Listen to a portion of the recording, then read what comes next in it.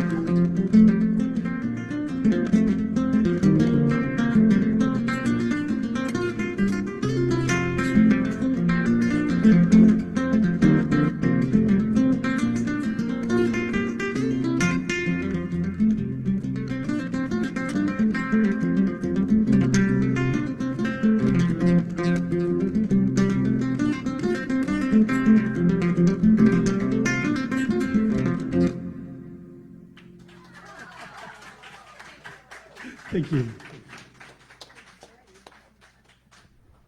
Just a little jig to kick off the morning, huh?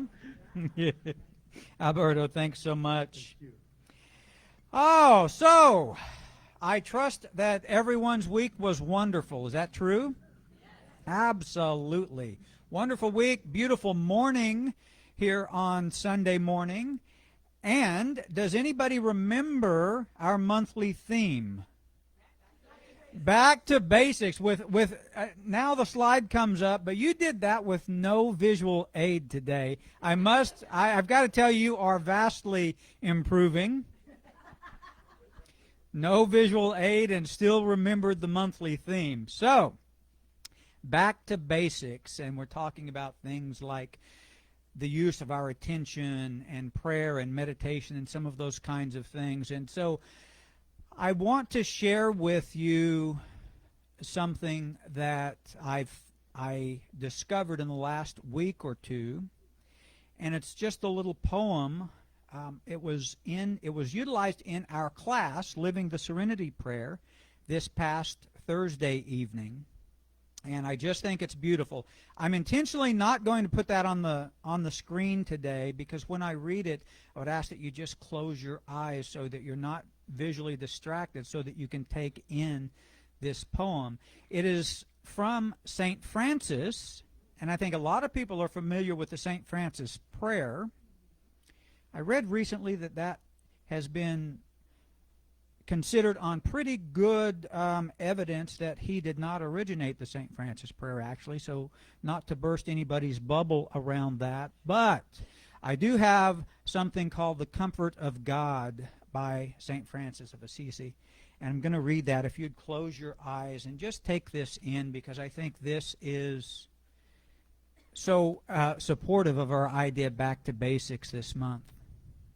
So St. Francis says this. He says that if all the tenderness in this world could reflect from my eyes, would you accept that love?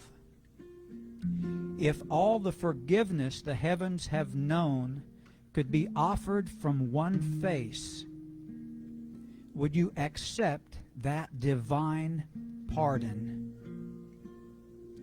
In its sublime sanity, every moment God offers that to us. Anything that might comfort.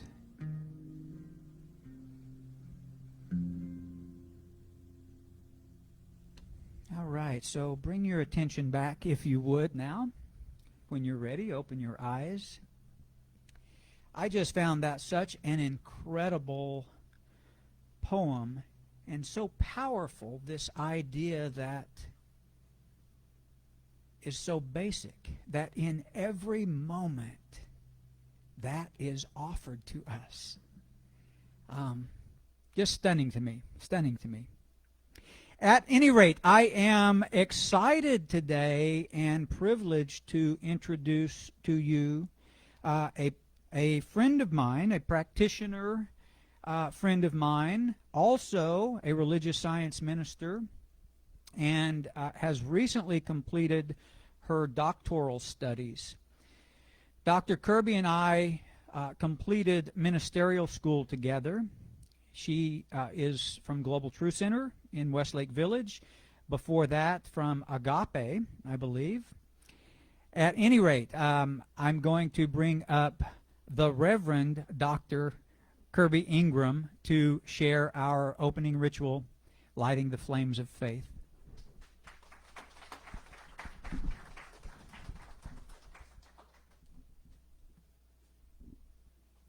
Good morning.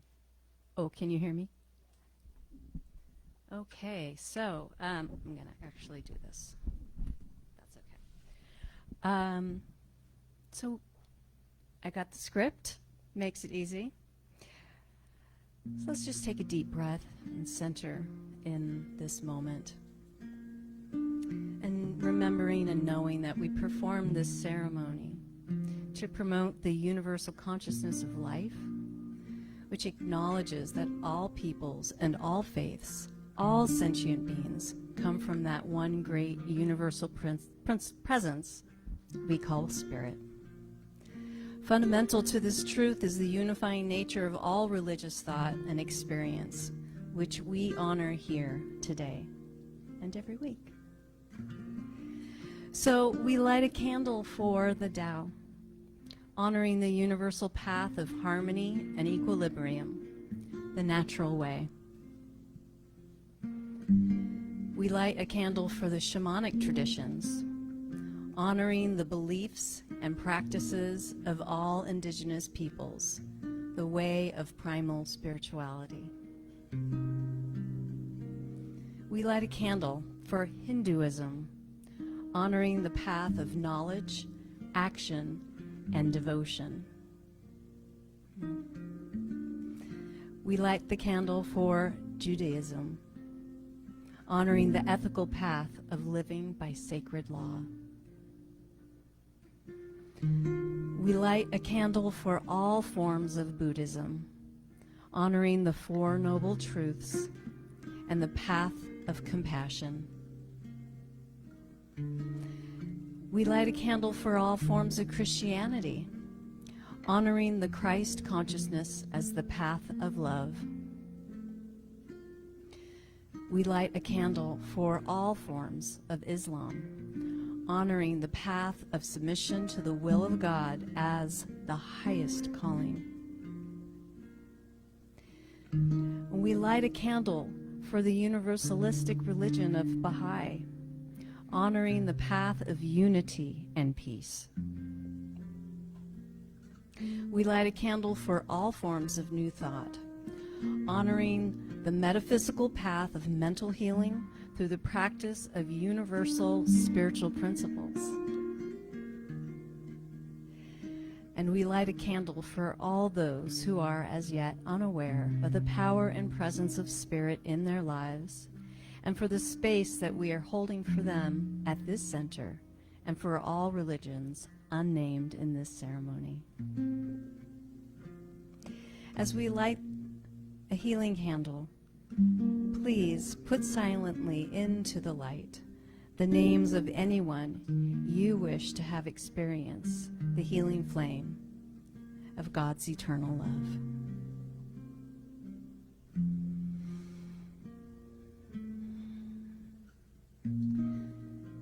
And in this moment, I just take another deep centering breath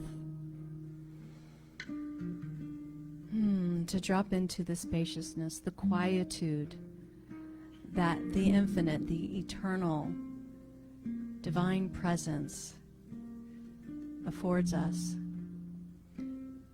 In this spaciousness, I recognize and know this infinite field of intelligent and creative energy that we may call source, that we may call the universe, God, love.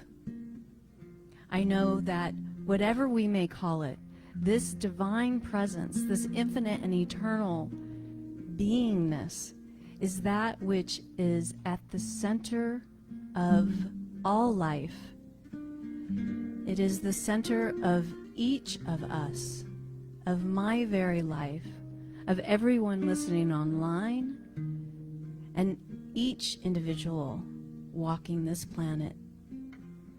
I simply know that this magnificence, this grace, this love, this power is that which is moving through and expressing as Reverend Kelly this day, through each individual in this room, through Roberto, through the music, through the inspiration. I know that this time together is a sacred time, that it is an inspiring time, and that we are blessed by its intelligence, its creative beingness, its love, through and as Reverend Kelly. And so I just give great thanks for this, knowing I release this word as law, knowing that it is already done with perfect ease and perfect grace. And together in agreement, please say with me, and so it is.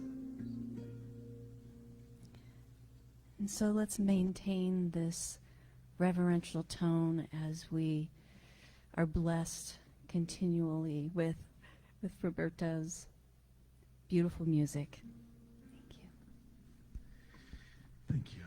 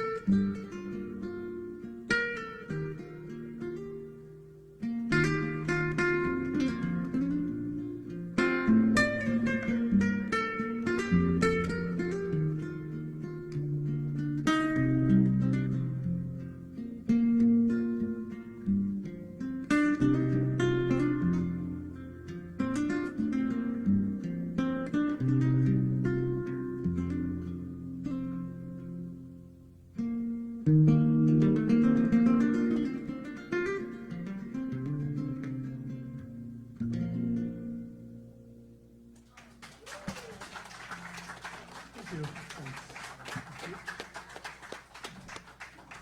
Wow, amazing, amazing to me.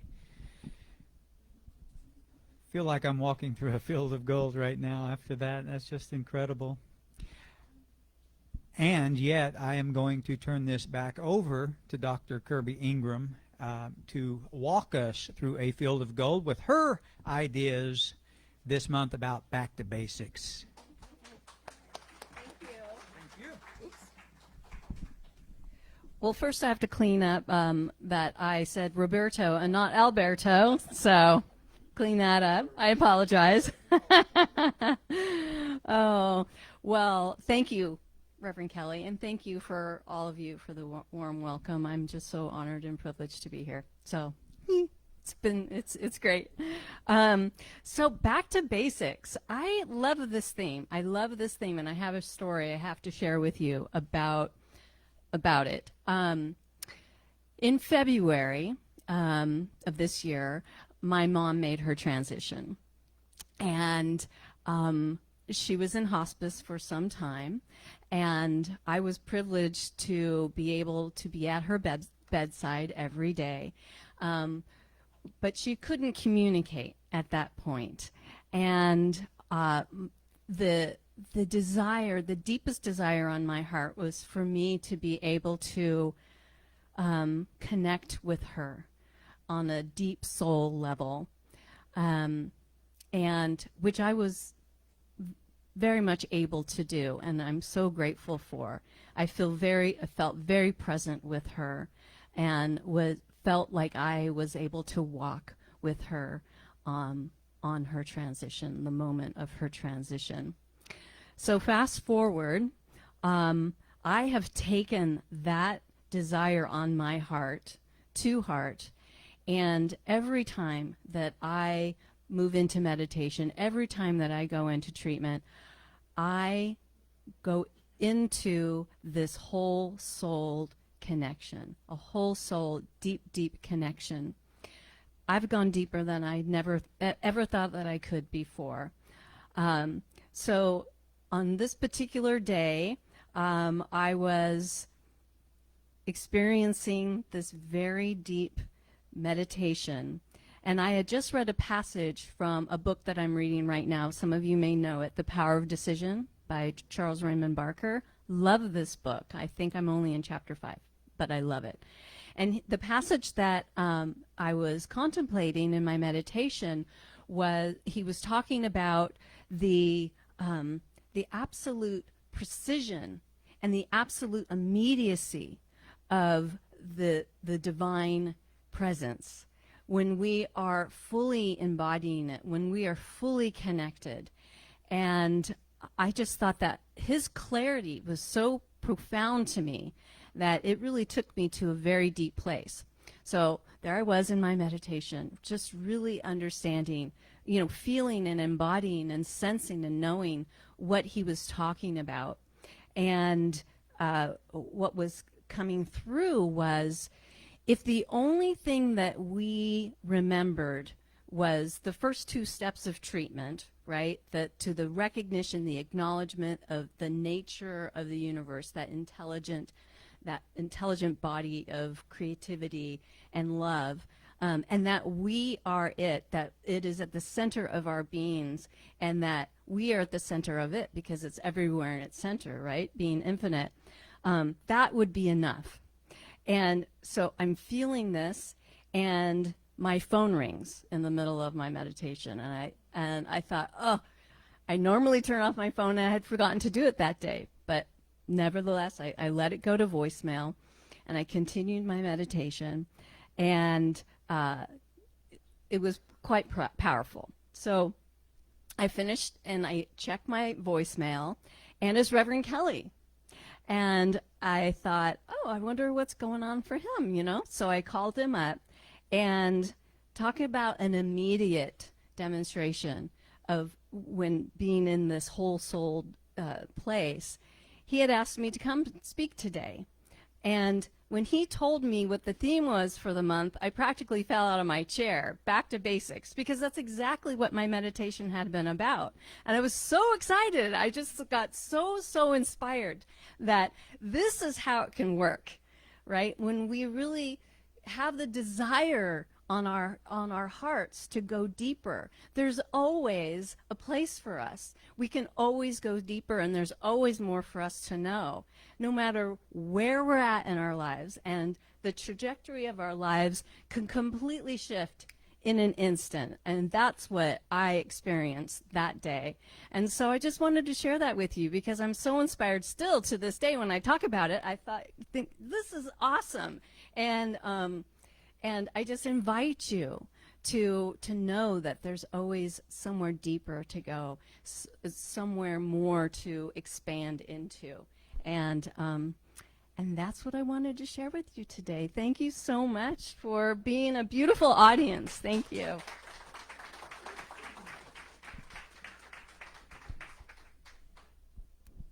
Thank you, Reverend Kirby. Dr. Kirby. Yes. I loved what you shared, and the idea of simplicity, I think, is such a beautiful one. Part of what you shared about the first two steps of treatment reminded me of the idea that if the only prayer we ever offered was thank you, that would be enough. And I think that's so true. It seems to me that we complicate things, and so we need 5 steps or 7 or 13 or whatever it is, and yet at the core of all of it is simplicity and basics. So at any rate, thank you for being here. It's a joy for me to get to share part of today with you, and so thank you for saying yes. And I am going to turn this back over to Alberto Dalpino to lead us into our Sunday message today.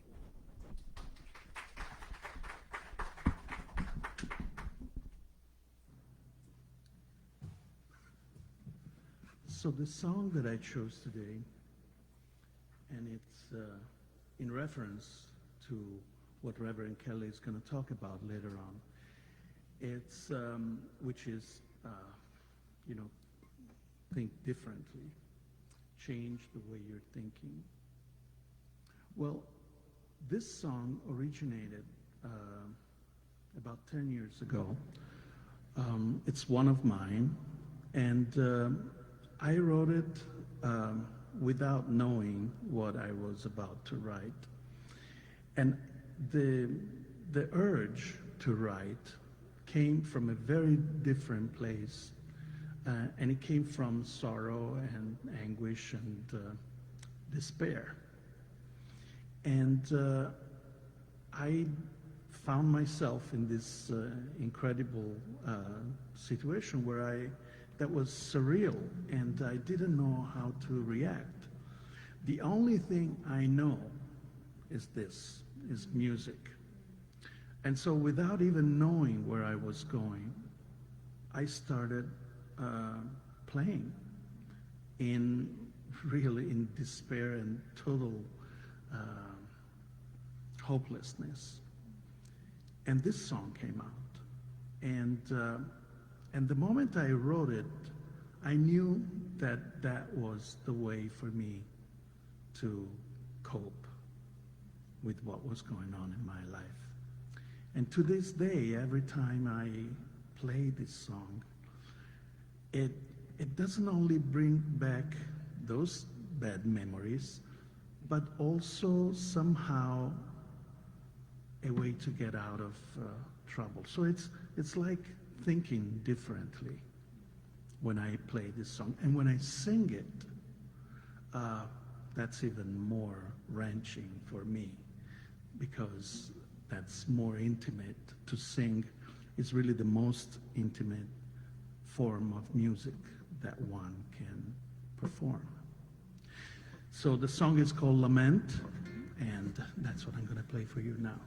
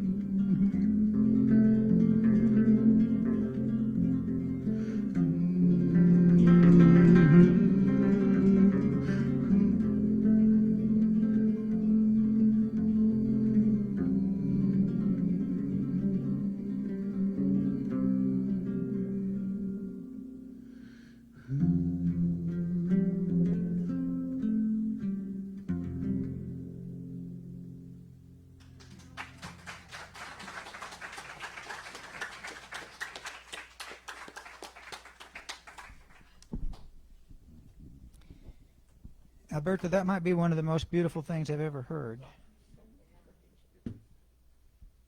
When we spoke about it, you said there were no lyrics, that it was hummed. But to see that and to hear that come together is pretty cool. So thank you very much. Thank you, thank you. That was beautiful and gorgeous and divine and sort of heavy for me in a way. But I guess lament is the title, so that does make perfect sense. The idea of lament, or to lament, means to express grief or sorrow or regret, or some of those really kind of heavy ideas, heavy energies.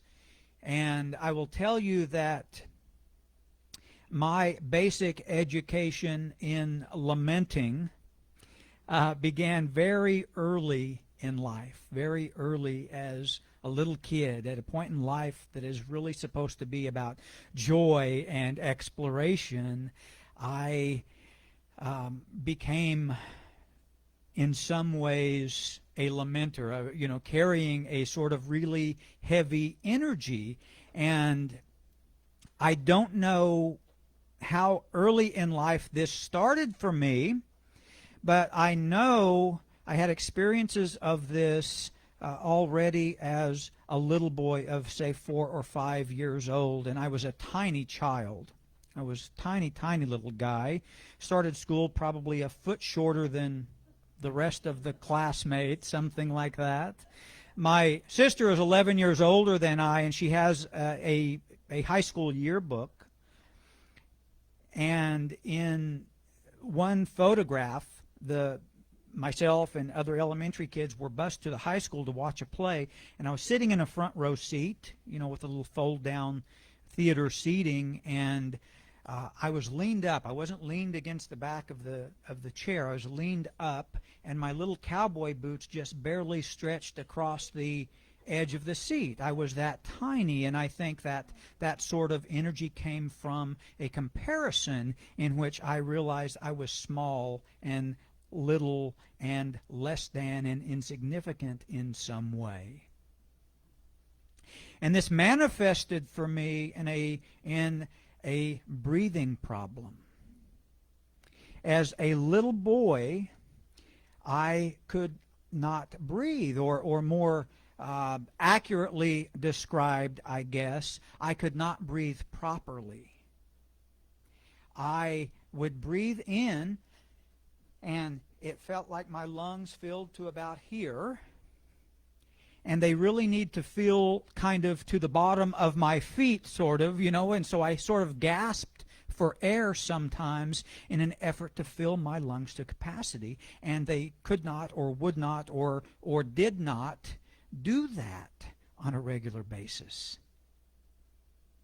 And so off to doctors we ran again and again. Doctors and specialists and whatever form of healthcare practitioner might have the answer about what was wrong with my lungs. And each time we returned, we received a similar diagnosis. Every time after visiting the doctor, they would tell my parents there is absolutely nothing wrong with his lungs. We have performed every test which is available to us, and there seems to be nothing wrong that we can find. And so it would take me decades into the future, well into adulthood, to understand that my breathing problem was not a physical one, that it was, in fact, all in my head. In other words, I didn't have a lung problem. My problem was with my thoughts and with my thought processes and the things that my own mind generated. That was sort of the cause of my lamenting, of that heavy energy, of an inability to breathe.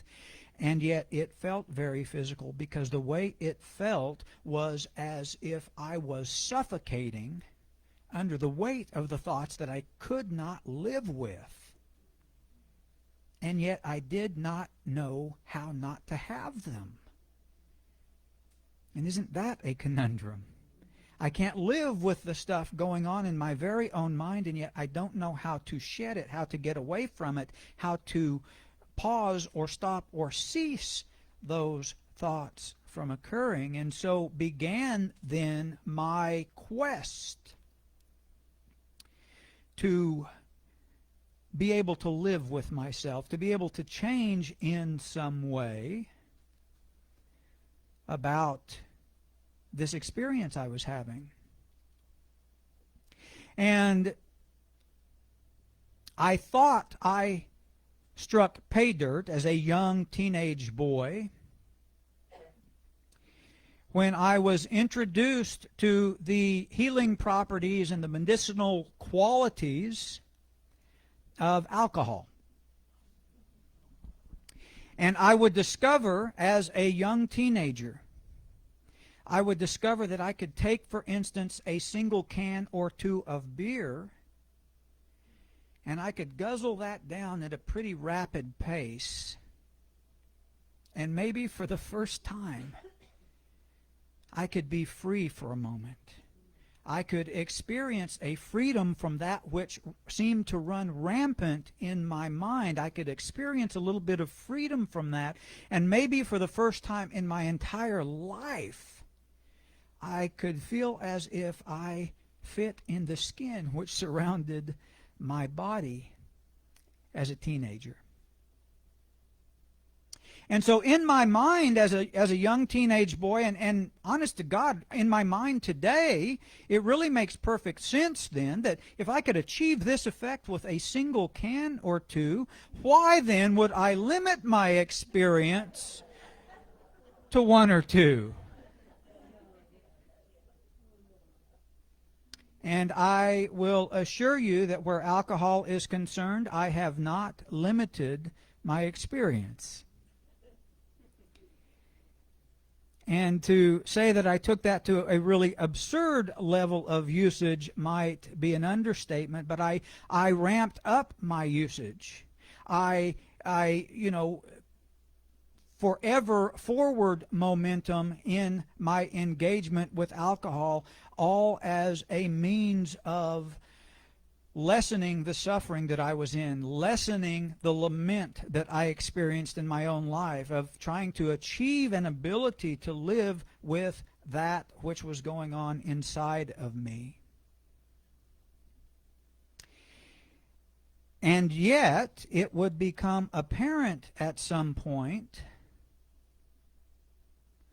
that the very coping mechanism upon which I relied so heavily to move through life without going absolutely insane, the very crutch upon which I leaned was itself destroying me. And so it became time for another quest of sorts. And I was living in Las Vegas, Nevada in those years, living in Las Vegas, and I will just say, the only significant trouble I have ever been in always has involved alcohol. And so here I was in this space of knowing that I had to change something in my life because the outcomes of continuing seemed rather apparent to me. They seemed really, the possibilities were death or incarceration, probably.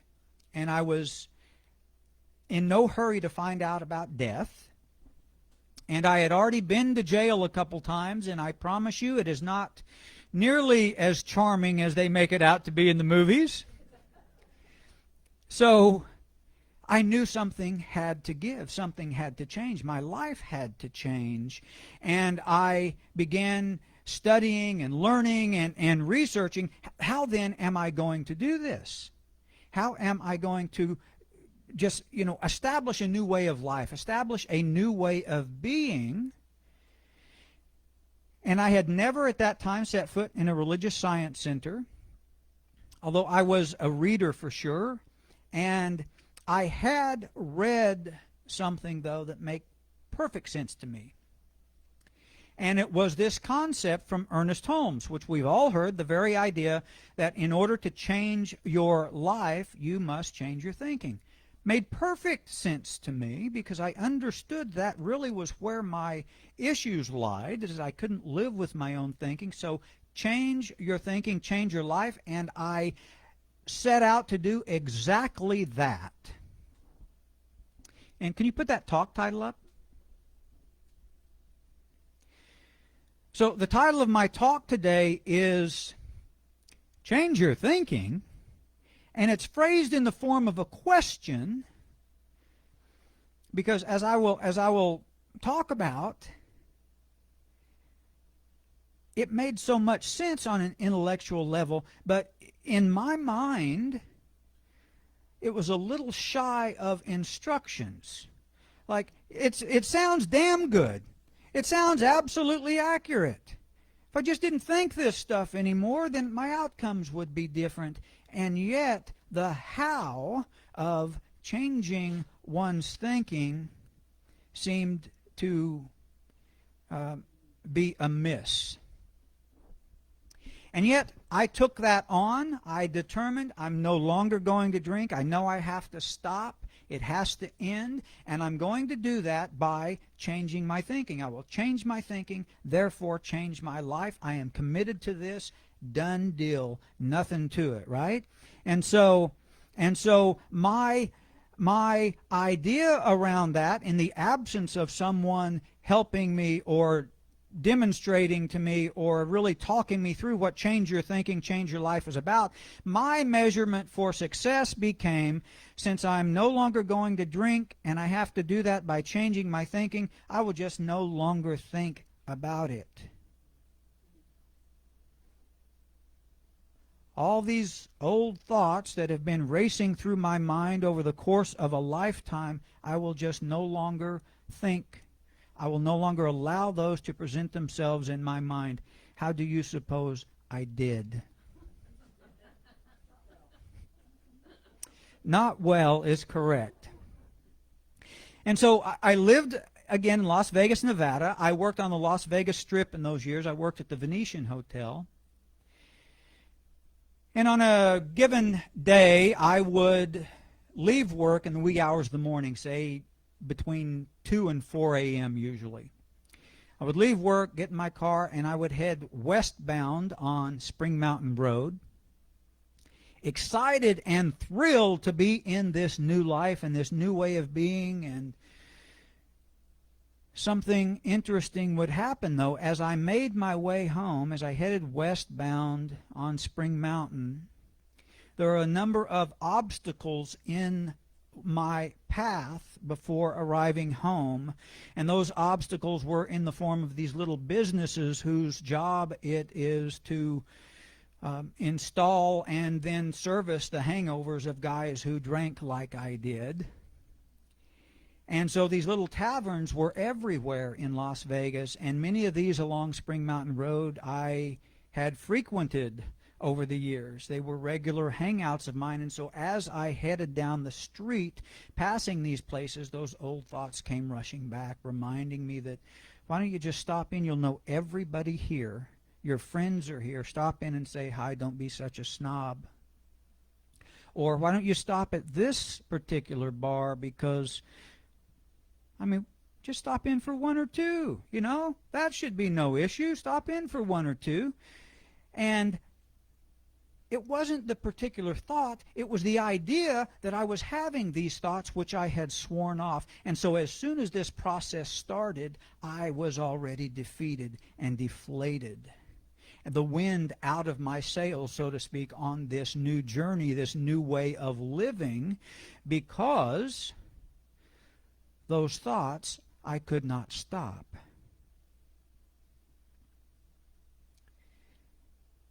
I would love to tell you that happened once or twice.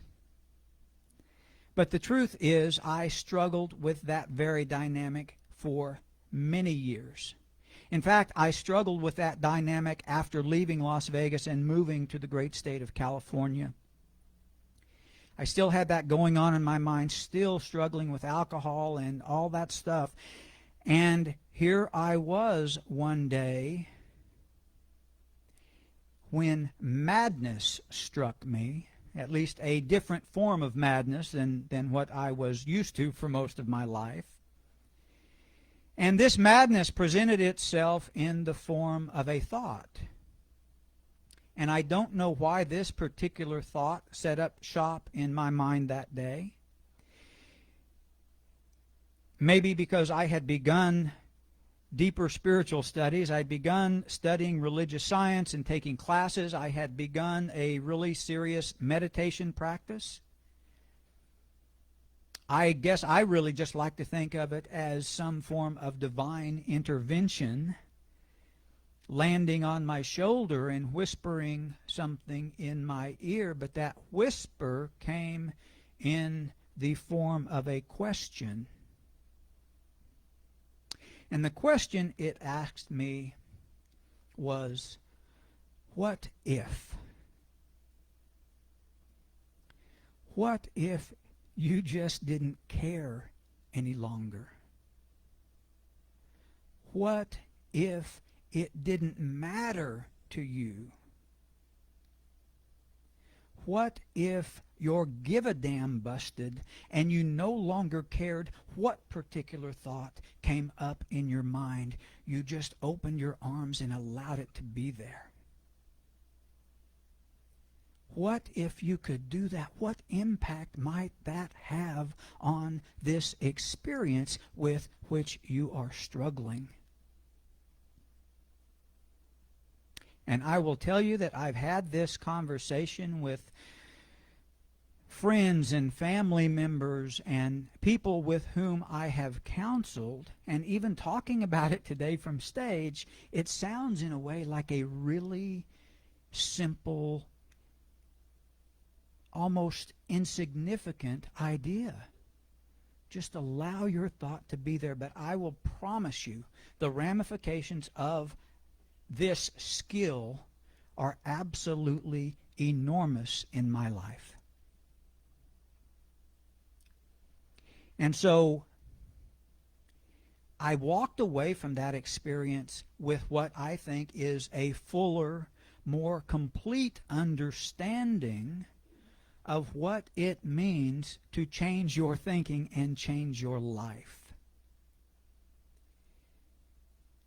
Let me tell you what it does not mean. Change your thinking, change your life does not mean that at the drop of a hat, in a split second, you will no longer ever think of those old thoughts that you have developed and established over the course of a lifetime. sometimes they don't just end like that. And so what then is the secret? How do I do that? How do I allow those thoughts? What is it that keeps them generating and keeps me giving energy to them? And I'm going to share a quote, and this is from Ernest Holmes, if we can put this up on the board. And Ernest says this in The Science of Mind. He says that any incident which has transpired in the past is an active thing in the present unless the vibration is neutralized, when it no longer has existence anywhere. So, the idea of this, the key word for me here is neutralize. That is what is going on. That is what change your thinking, change your life is about. And I promise you it works. But the idea is not that I have to discreate a thought or never allow it into my space again, because I tried that, and let me promise you, it became a living hell of my own making. But when I can open myself to that experience, when I can just stop and breathe and allow, that very process neutralizes that thought as it comes up. It gets no energy from me. I give nothing to it. It simply shows up. I breathe, I allow, and I am free. And my friends, I promise you, in my life, that is like stepping out of shackles. And so, my question then becomes, what is the nature of your lament?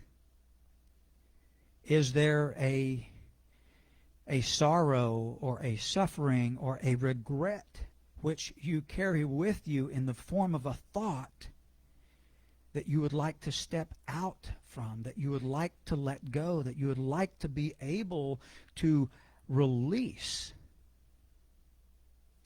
If so, the first step to that is to stop running. Because you may have noticed the difficulty with outrunning yourself. I think it's because every time we turn around, right, there we are. And yet, if you can stop running and just allow, change your thinking, change your life becomes a reality. So, take a deep breath, allow, and just stop fighting yourself. Because it doesn't matter how big or how tough or how strong you are compared with somebody else. When you fight yourself, you can never win that battle.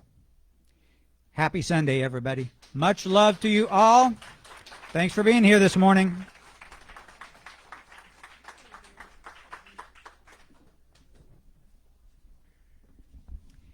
All right. Baskets are going to come around. Alberta's going to lead us in music, and we're going to do our offertory affirmation together. Please remember, as I always ask, please, as you support this center, however you do that, make sure it comes from your heart. Let's do this offertory together. Before reaching into my pocket, I look into my heart. I see a life that is rich in so many blessed ways. It is my heart's great desire to share with others the good that has been so generously given me. In so doing, my efforts and impact are magnified, and the world is infused with a greater sense of giving. And so it is.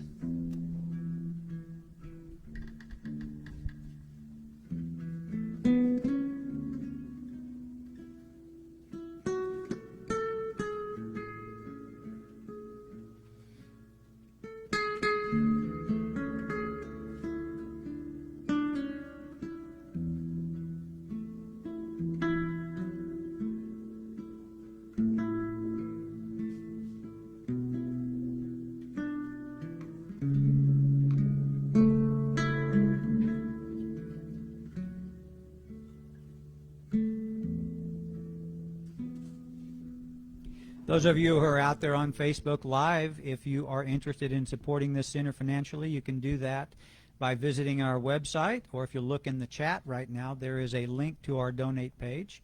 You could right-click on that, open it in a new tab, and never leave this service. Finish this up with us. So, I believe we are ready for announcements right now. Is that correct? Going to look a little different today. Good morning. It's October 23rd. Here's your announcements for the Center for Spiritual Living, Pleasant Valley. We're having a community meeting happening right after the service. What's Up Wednesday? Reverend Kelly will be in the sanctuary every Wednesday from 4 p.m. to 6 p.m. Thank you for your donations. There's ways to donate online through PayPal and Zelle. The Social Club. We are looking for a host for our next Social Club. Please contact our center if you're interested. We're having a Spiritual Energy Fair Saturday, October 29th. Hurry, sign in today. You can call the center and leave a message for Reverend Pam. And please visit our newly updated website for all information on our events, cslpleasantvalley.org. Have a wonderful Sunday. All right. You guys do me a favor. Give a hand to Jerry Tomlinson, who recorded that for us this week. Thanks so much, Jerry. Appreciate that. So, a couple little items on there. Number one, it is this coming Saturday, 6 days from today, our Spiritual Energy Fair. Lots of folks working on that. Marcia Beebe, Reverend Pam, very highly involved in that. So, please come out, support that.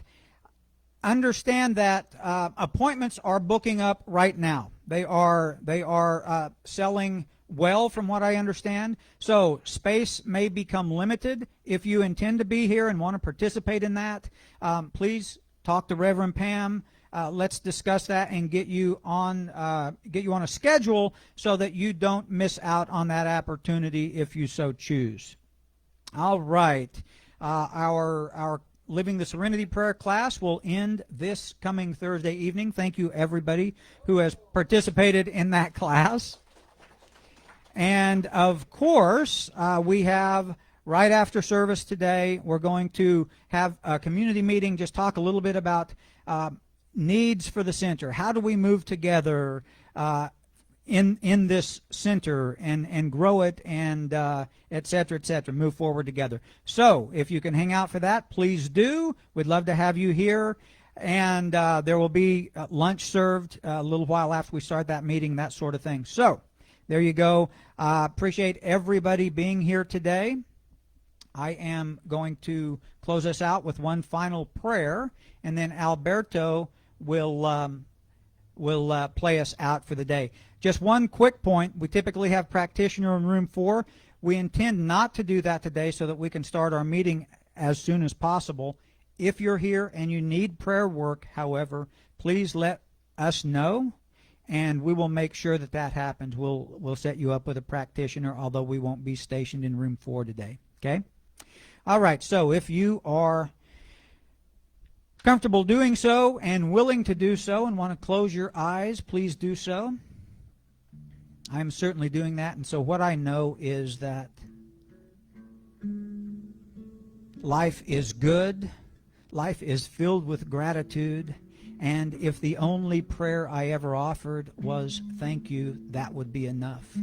I know that in every moment there is this powerful, positive intelligence and energy that lives in me, through me, and around me, and that I have the opportunity and the option to turn to that in every moment. That in every moment, pure love, divine love is available to me, and in every moment, divine love is available to absolutely every person. So I just sit with that for a moment and I allow that knowledge, that statement to fill my heart and to fill my mind. and simply allow myself to feel cradled in that space of love and acceptance and divinity. And so for this understanding, for this day, for this center, for this community, I am profoundly grateful.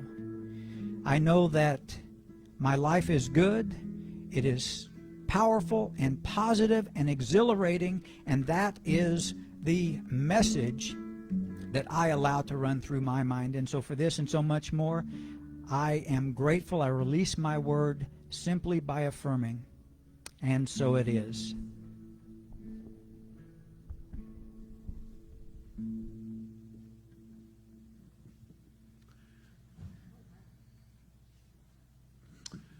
And the last song that I chose for today, it's a song by Johnny Mitchell, and it's called Both Sides Now, as you can read.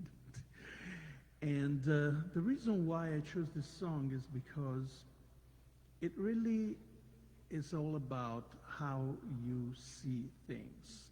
And things can be seen in different ways.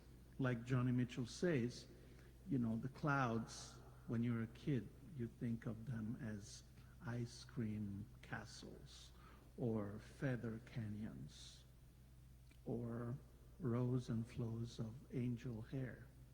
But then when you grow up, those same clouds, nothing has changed with them, but those same clouds, they block the sun. They rain and snow on everyone. And then she says, so many things I would have done, but clouds, those same clouds, got in my way. So where is the truth? What are clouds? Are positive things and where fantasy goes wild? Or are they a nuisance to our life? Yes, they bring rain, but rain sometimes can be something that you don't want in your life because you got things to do. So where is the truth? Well, the truth, what Johnny suggests, is that it's an illusion because truth is in both things. And it's really all about how you see it that changes things around. So I'm going to play for you Both Sides Now, and this is my own arrangement of it.